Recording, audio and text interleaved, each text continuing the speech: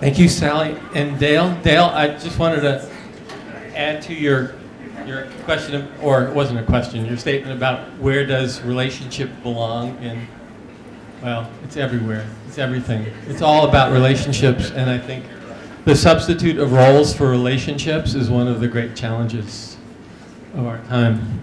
So, from farmland to coastland, and how we can turn the coasts into living ecosystems once again, hopefully avoid a big concrete barrier around Boston Harbor and other light classics.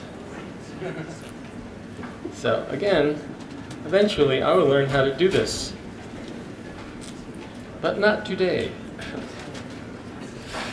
Let's see, where are you? Yeah. Yeah.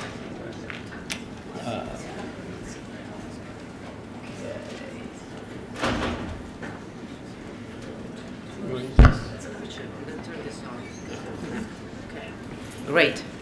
Thank you so much, and thank you, Adam, for inviting me again this year. My name is Anamarija Frankić. I'm accent is from Croatia, a little island. I've been here in Boston for 12 years, in the United States for 22. And because I was surrounded with ocean and with the sea, I always wanted to be a marine scientist, and the chance for working with Jacques Cousteau was wonderful when I was in Croatia, so I came to the United States to become a marine scientist. So coming from the land, but before that I was actually working in watersheds, and I was a limnologist of freshwater systems. So hearing these wonderful stories that Mr. Johnson and also the farm, so we were talking about from microbial systems and fungi. I will mention some of that. So we are coming from the land and watersheds into the coastal systems. And that's something that biomimicry or biomimetic systems of whole system approach to really understand and learn from nature. And this is exactly wonderful examples that we were learning from nature how to improve our land and agriculture, because nature knows it better for so many millions of years, and also doing it in a different aspects from husbandry and we are basically coming to the coastal systems, and I will talk a lot about oysters. Anybody loves oysters here? Yes, good. And coastal systems are very close to my heart. I live right here on Squantum. This is, it used to be an island, but because we love to, fill in and bridge and communicate with our infrastructure, we actually build a lot of infrastructure in Boston, and I will talk a little bit about that because I don't know how many of you know that there is a plan for building walls to protect us from sea level rise. Yes? No? You heard about that? So I will talk a little bit about that because I was a speaker recently at the Green Build. Why is it not such a good idea? And also biomimicry. Everybody familiar with biomimicry? No? So this is actually an interdisciplinary science that has been almost 20 years as a science, but biomimicry is not a new word. It's bio and mimicry, so you're mimicking life or nature, basically. And not just, as a biologist, I was always taught and intentions in biology and marine science is constantly to learn about certain species, ecosystems, and nature. In biomimicry, we are learning from them because we have a lot to learn from them. And looking through that whole history of our planet was actually reminding us how much we actually have to learn. So moving forward, I will talk about a little bit what used to be here and what nature designed before we came to Boston or any other coastal system. And this is an image from Thompson Island, which actually has the only still standing natural salt marsh. And if you remember from all this carbon sequestration and how many systems are very important in nature to capture CO2 If you notice, we were talking about the land, cultivated land, how poor it is when we were seeing that structure. Then you saw that a lot of marine systems are one of the most important, especially with the coral reefs and oyster reefs and the intertidal areas. They capture almost 2,500. They're very high. Tropical systems are very high. But salt marshes and marshes are almost like 2,000. They are also in a very high level of carbon fixation. And we don't have that. And this is just a beautiful image. Boston Harbor is in the back. And sometimes, you know, when you go to we are connected to nature in a way that when we go to certain beautiful areas, forests, and national parks, when you are in that nature, do you think like, oh my gosh, it's so random? Sometimes we think that the tree is there, the bush is here, the flower is there, and that's just like the soil. Nothing is actually random in nature. It's such a perfection of design that everything has its reason. Why is it left, not right? Why is it lower, not high? And that communication that we were constantly trying to here put it in the words is based on bioelectricity. This is a communication that we also communicate with nature and among ourselves. And that symbiosis and mutualism is so strong, and collaboration in nature is so strong with communication and adaptation and evolving, that for me, sometimes it's a paradox because I learned biology based on competition. That everything in nature, actually in species, to evolve, they had to compete with each other. And that's just one little tiny aspect of it. They actually had to collaborate together. And this is what I'm going to try to show you in the next slide, that those feedback loops between the systems. And I worked for almost 12 years in Chesapeake Bay. And it was sometimes, and I like what Adam is doing with this conference. He's mingling with different systems and topics, and this is exactly what we need to do, because in a science and in a solutions that, and a research and solutions that we are trying to accomplish, we go, I like to walk and step. So when we talk about different systems like salt marsh and then shellfish beds, thank you. Hold it close to you. Close. Okay. So when we talk, and then you have scientists only talking about salt marshes. Let's see, this is a salt marsh row. This is a shellfish row. This is an eelgrass bed row. And then you have constant competition with this between those scientists saying like, no, we're going to restore this year this many salt marshes. Oh, no, you can't do that. The money has to go to some certain species of shellfish, let's say soft shell clams or hard clams. And then you have an eelgrass bed saying now, no, we don't want any shellfish that's going to ruin the eelgrass beds. And every time in Chesapeake Bay, when we were doing a soft shell clam and hard clam aquaculture and restoration, the eelgrass beds were just like following them. Ooh, I like this type of a soil. Ooh. Do some more bioturbation, bring some more oxygen, take care of this muck in the sediment so that I can really thrive. So those systems in those feedback loops, we're thriving together, adapting together. Otherwise, if there is a competition as a single process and a driving process for evolution, you would have only few species or few systems.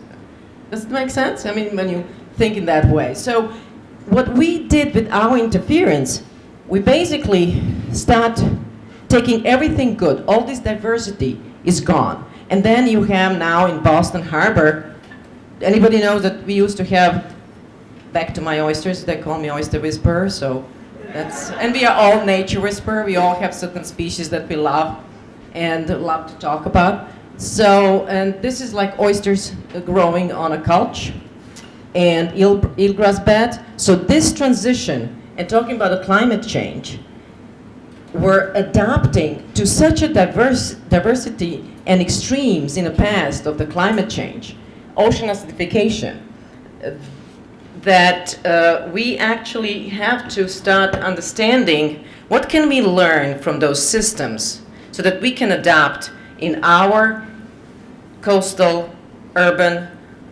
living infrastructure. How can we learn from them to adopt better and become more resilient. Because we do know, and I'm not going to go, I'm going quite fast about those. 3 systems are actually 3 keystone habitats in New England that we basically destroyed. I'll show you some really alarming facts that are going on, and how the sea level rise and climate change is actually going to exacerbate the issues. Because if we restore salt marshes, and we spend efforts and money to restore salt marshes, now with the sea level rise and climate change, those restoration sites are going to be gone because they have nowhere to retrieve. So they will be, impacted with the changes. So we do know what those systems are providing, not just to us, but all the living systems around us. But when we talk again about what is going on in coastal areas, and this is an image that I very often show to my classes and to my students, and they get very depressed because I constantly talk about issues and problems. We are so good in identifying issues and problems. Am I right? Scientists are so good in monitoring, and identifying what is bad. Can you imagine going to a doctor and the doctor identifies what's really wrong with you, and now you can go home and figure out how to deal with that? So we cannot do that anymore. We have to start working together, all of us, and we do know all of those dead fish signs are the dead fish signs all over the world in every single estuary or every single city that is on a coast. It was done by my professor and the team of Professor Bob Diaz at Virginia Institute of Marine Science. It's a part of the global ocean map.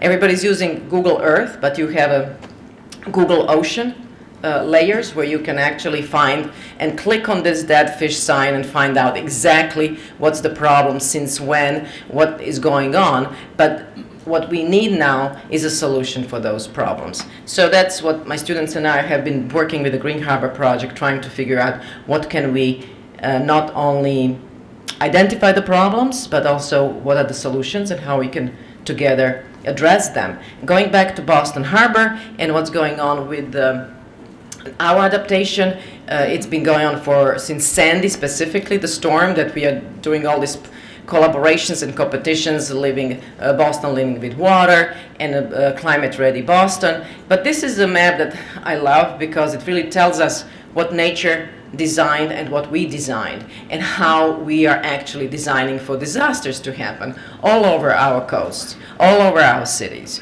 We fragmented everything in a best possible way that we thought, with the good intentions, we created basically a disease to happen or disaster to happen, and it's so hard to admit that. I mean, it's very hard to admit to all of those experts, and I think that I'm an expert in certain fields, and it's hard to say, like, oh my gosh, I was so wrong. When I'm doing the oyster restoration, I was so wrong. You know why I was wrong? Because I was listening to the facts of science instead of listening to oysters themselves. Where do they want to live? How do they want to live? Sometimes we are really putting our knowledge in a tunnel of facts that are so rich, we know so much, but then when we get outside the lab and we want to apply and solve the problem in real life, it just doesn't work like that. The models is not really showing what nature is doing. So everybody familiar with this map, that the dark part is what Boston Harbor shoreline looked like, and everything light green is what we filled in. So it's basically 70% of Boston is filled in. So we are on 3 watersheds, the Mystic on the top, then Charles and Neponset, 3 beautiful watersheds, 3 estuaries, an amazing place to live. Where's Squantum? Squantum is right here. Okay. Right here, and this it's a little blurry. So we had Long Island, and you remember the bridge. So those are the wastewater treatment pipes that we built. Let me do this. So that would be Squantum. And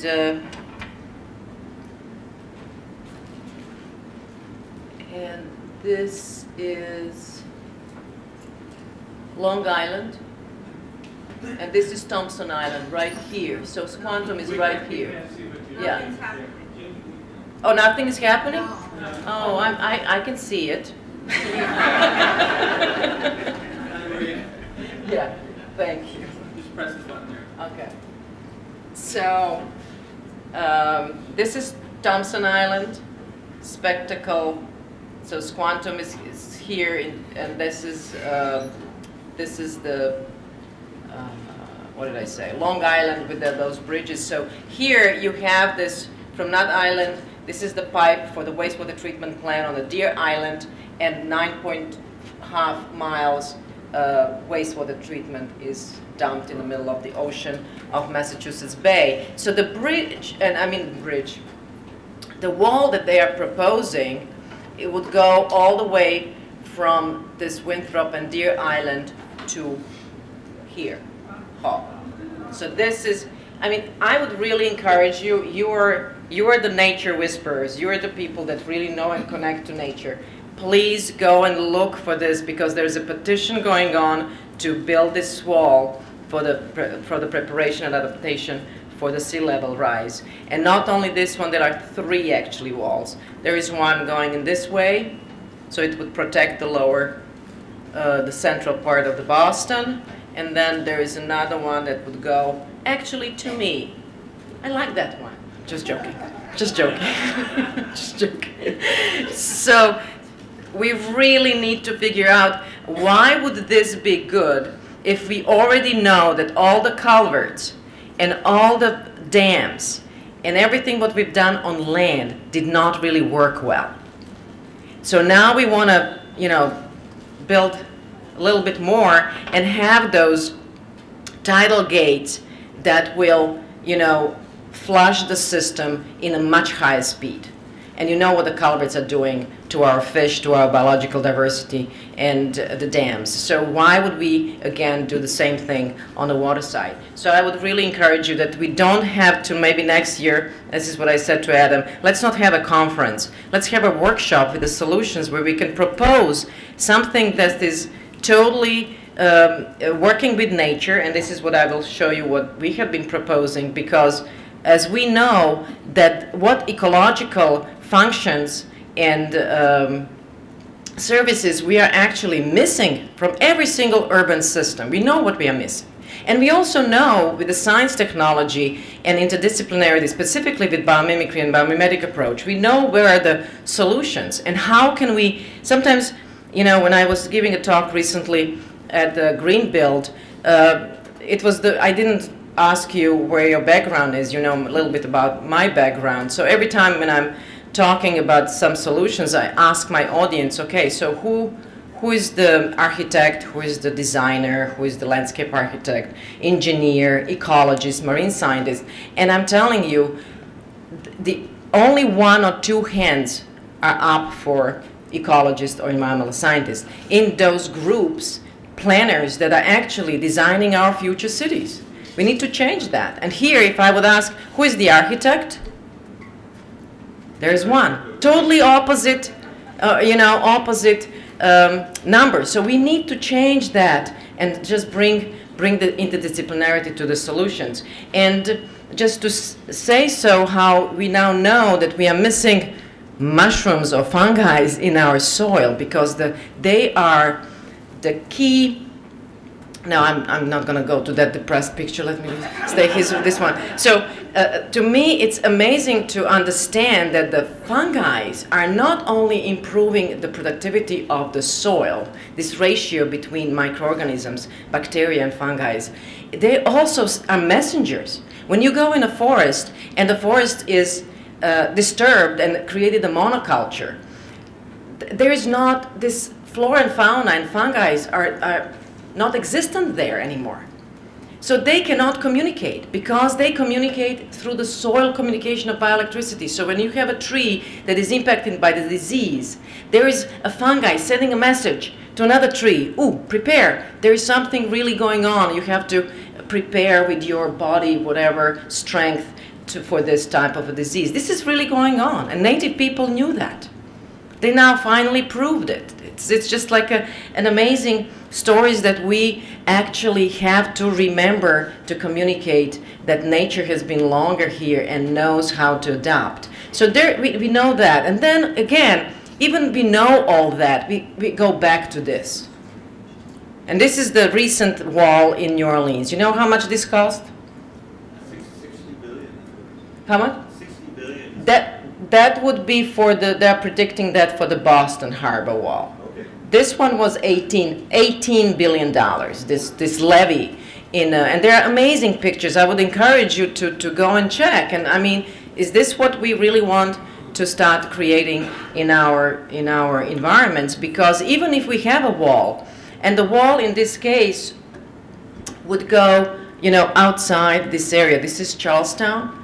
And when we talk about the climate change and impact of the storms, sea level rise, it doesn't come from one side. So this wall is not going to really do much from one side. It's a 4D impact. We have to start thinking, you have a sea level rise, there's going to be groundwater, and water table is also going to rise.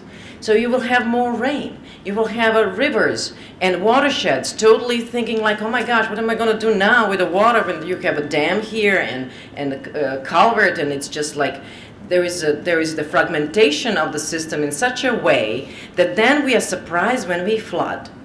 Come on. I mean, this is just like and then we are still trying to figure out how can we build more resilient, and our buildings have no ecological functions or services, or our infrastructure has zero ecological functions and services. And that's what we need to start with, the biomimetic approach. How can your building produce cleaner water, absorb the water? How can it capture CO2? Can it actually even produce oxygen, improve biological diversity? There are so many things that we can do in our infrastructure that we know how to do it. So those are lessons from other parts, especially from Netherlands. They're the leaders in adaptation, living with water, because they love it. They're like, sea level rise, bring it on. It's just something totally what they've been living with. So we also know in a science that our gray infrastructure has to be matched and balanced with the green infrastructure.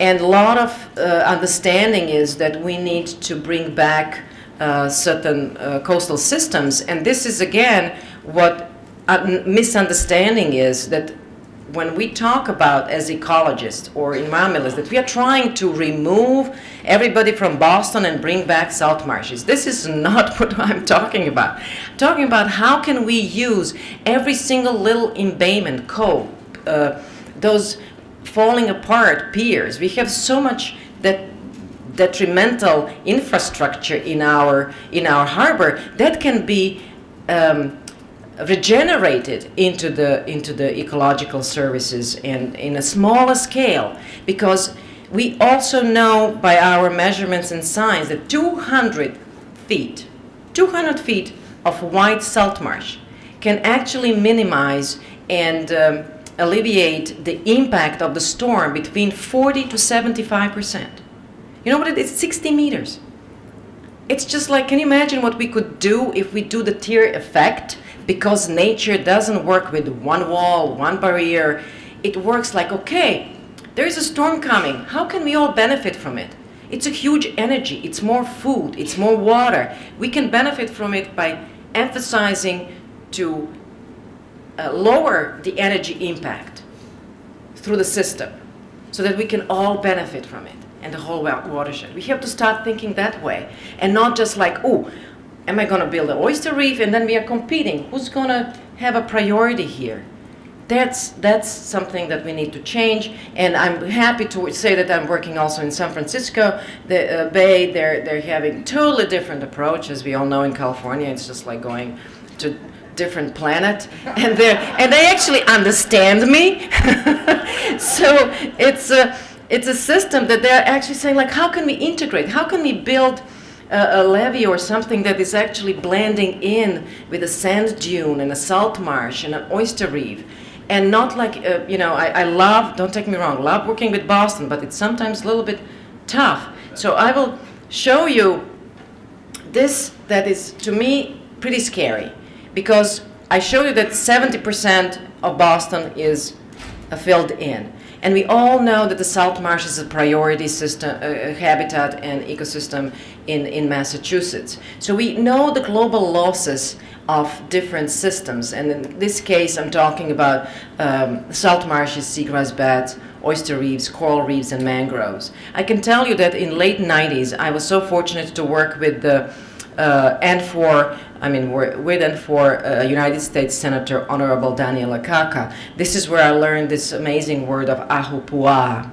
This is a native Hawaiian approach of living holistically, sustainably, resiliently on an island, from the top of the island to the coral reef. They were using the island in a way that they looked at the system 2,000 years ago. And talking about that system, and I worked on a coral reef, first ever coral reef restoration and protection bill, nationally and internationally, that passed. You know why it passed? Somehow I convinced the congressmen and senators to go snorkeling with me in Florida and then in Hawaii. We organized that. The bill passed in a week. When they saw the really beautiful coral reef and really degraded coral reef. I would love to do the same with oysters, because look at the data. Oyster reefs, not just 85, my estimate is more than 90% of oyster reefs are gone globally. Did you know that? I was recently at the World Oyster Symposium in Bangor, Wales, giving a keynote speech. They didn't know this fact. You know why? Because you can buy an aquaculture oysters all over the world. It's very profitable industry, and you can buy oyster in every single restaurant. And people don't know. We need to start understanding that New York, Boston Harbor, the whole East Coast was a home of oysters. This is what protected this system. 7 feet high oyster reefs in Texas were embracing the coast and protecting together with other systems. They were not alone, okay? So, and this is pretty scary to me, although it's from 2012. We need to shift this, not just to find the spaces where we can restore them, but the spaces can be very small. This is the small space. This is right here in Boston Harbor in a Savin Hill Cove, Morrissey Boulevard. This is the vision. This is rendering image that we showed, because I realized I can talk as much as I want about oyster reefs. They don't get it if I don't show them, because like with coral reefs, there is nowhere I can take you to show you how the oyster reef looks, so that I can tell you this is how it looks, the natural one. We should restore some of them here. So that's the sad story. So we are trying to figure out how to do that, and we are working in this living lab, and this is how it looks now. We removed almost 20 tons of debris from this area. I mean, I'm talking about the place where Mayor Walsh lives, is from, and UMass Boston Science Building is just here. If you look on the lower image, it's right in the middle heart of the Boston. And we also know that this is the hot spot where the water intrusion of the storm and impact from the sea level rise and storm is going to be the highest, right at this spot. Okay, that's for next time in a detail, but this is how it looks right now, because although this is how before image and after image, how we would like it to, but this is the transition where we are now. I'll show you. The water is, in this little embayment, you wouldn't believe how many fish and birds right here in one of the most polluted area in Boston. Because I cannot get, this is right now, those are the little oyster beds, reefs. I didn't get the permit. Is anybody from DMF here? Division from Marine Fisheries, they know. I brought them here. Every time they come, they see more and more oysters. We brought them one by one, collecting individual oysters, because they are there in Boston Harbor. They are in Lower Mystic. They're everywhere in Quincy. but one by one. And if the conditions are bad, they will close up and they're not going to grow or open. If there is too much noise, they will not even open. We know a lot of stuff, a lot of things. I mean, they're 500 million year old species. They know what they're doing. They're like humans. We'll figure it out. We'll figure it out. We'll survive. So they are growing here in the worst muck you can imagine. Cannot get a permit. They said like, we will never give you a permit for oyster restoration. So I just collected with my students one by one. We placed them there, and when they're alone, they're in a culvert. Can you imagine how many culverts we have in cities? And we could use them to bring back shellfish beds. Because when you bring oysters and when you change the substrate, you have so many other species coming in. From juvenile fish to crabs to shrimps. I have shrimps here. It's just absolutely amazing, and the water quality improves because we all know that oysters filter water. Anybody knows how many gallons of water one oyster can filter? Have you been to my previous talks? How many? Between 30 and 50 gallons, so one bathtub. Your bathtub, one oyster that is 2 or 3 years old can filter in 1 day. Okay? So next time you're slurping and eating oysters, say thank you and bring those shells with you. You paid for those shells. Bring them with you.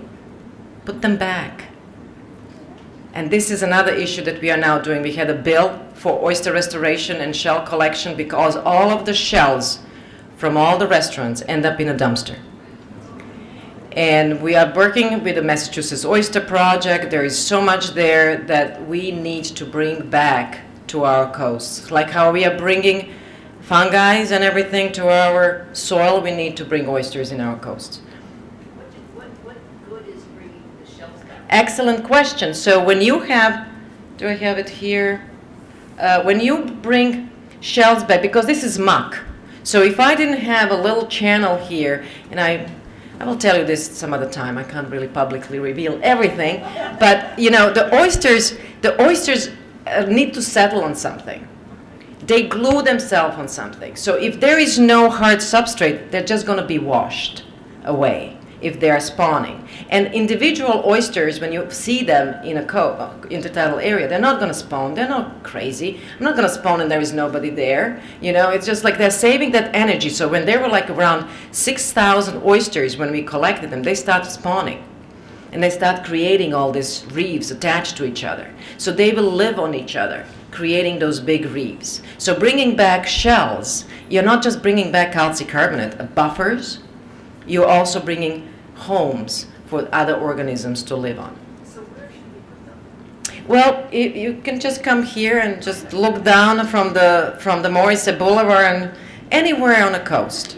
Because there is another issue. If you are trying to do really big culture, and what my work is on a cape where I don't need a permit, but the culture needs to be aged for a year, for 1 year.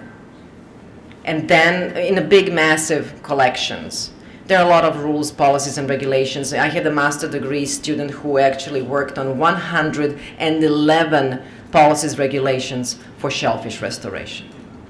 So it's it's more expensive and very easy to build a riprap wall or any type of the wall than to restore a habitat. So that's a big discrepancy here too. So let's build a wall that will cost a lot of money. And so this is just a culvert. We have about 500,000 oysters just in this little culvert that naturally grow and filter, and they are multiplying every year, and they survive all those. You know what that is? We even had a blue shark.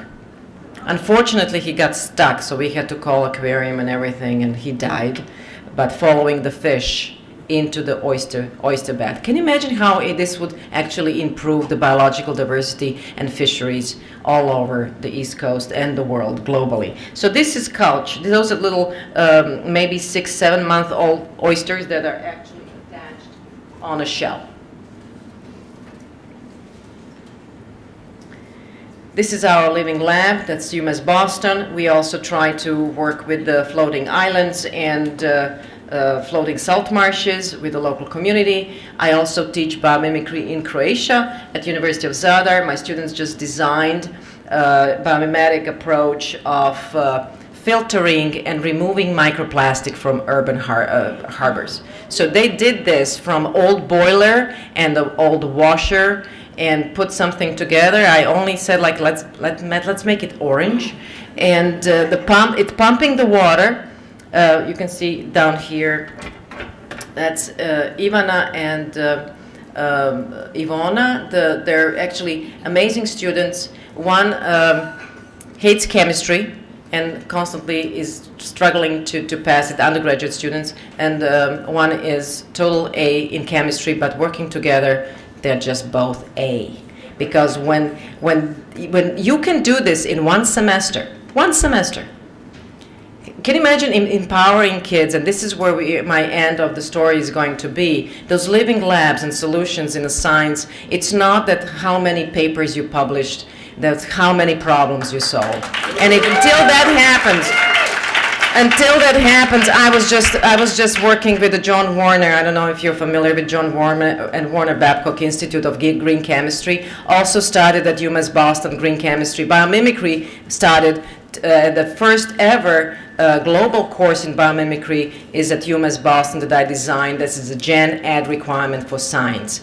And if we don't start moving that forward, and John was just giving a talk to all these bigwigs in industry saying, like, we need to change education. Education cannot be anymore identifying the problems and publishing and grants and competing. It has to be collaboration and improving and showing students how to solve the problem outside, right here where we need it. So I'm proud to say that my team actually won the Global Biomimicry Design Challenge. It's a Next Loop team. You will hear more about us. And we, talking about agriculture, we were able to design something that is called Aquaweb. We are collecting water, atmospheric water, from air, and basically storing it and distributing it to the food production, because everybody now wants to have a local food production. So that's what is going to help. I'll just give you a little hint. We learned from nature. We had hundreds of species that were inspired by, and one are, the amazing, I love spiders. Everybody loves spiders. I mean, they're just like the smartest creatures ever. Amazing how they collect and distribute the water, all based on hydrophilic, hydrophobic. Everything is chemistry, but organic chemistry based on water soluble. This is what we are learning from nature, and all is based on forms, little from nanoscale to macro scale. Those plants that are living in the middle of desert, they have water every day. Why are we suffering? It's just like unbelievable process of learning from nature on a very small scale. And that's why I will end with this slide, how students need to get outside the closets of the labs and be working with the local communities. And they're now having their own companies. Deckard Sorensen made this whole amazing production of nbdnano.com, and learning even in the middle of the polluted little cove, there is so much to learn, because it's not just what we do with the science, research, and technology. It's also what we feel. So when those students are there and communicating with their aha moment, with those positive energies and sharing the bioelectricity of love, the whole nature responds to that. And we respond to that, don't we? We all respond. You don't have to say, I love you. You can just feel it, and it's there. So talking to nature is something that my colleagues, scientists, think that I'm a little getting cuckoo as getting older, but it's something that we need to start teaching our students, that there is a left and right side of the brain, and we need to enjoy what we are doing. So thank you so much again to be here, and we'll fix it. We'll fix it together. Thank you.